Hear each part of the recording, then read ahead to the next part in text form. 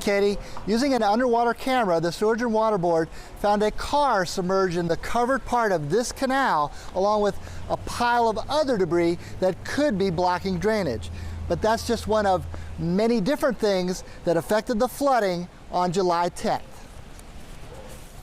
Sewage and Water Board pump logs obtained by Channel 4, along with this written report, describe a cascade of issues and problems that the agency had to deal with on July 10th.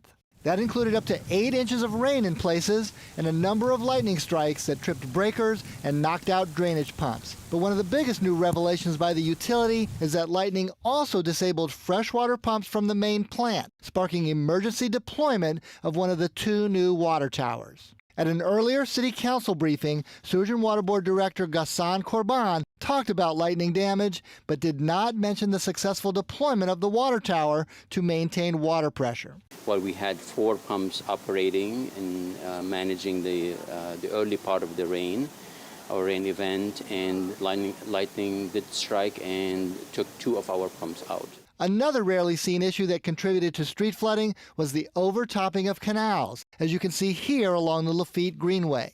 In addition to the submerged car and other debris partially blocking the canal, the agency is investigating whether subsidence played a role in allowing some canal walls to settle lower than their original height. Overall, the agency described challenges and split-second decisions to try to keep up with the rain on July 10th. But even without the buried car, the Sewage and Water Board says the 1-in-100-year storm proved too much for the system to handle. Now, the plan here at this canal is for the Sewage and Water Board to try to figure out how to remove the car along with all of the other debris that could be blocking this canal and contributing to flooding. Reporting live from Mid-City, Mike Perlstein, Eyewitness News. All right, Mike, I cannot wait to see what else they can cover in that drainage canal. Thanks so much for that.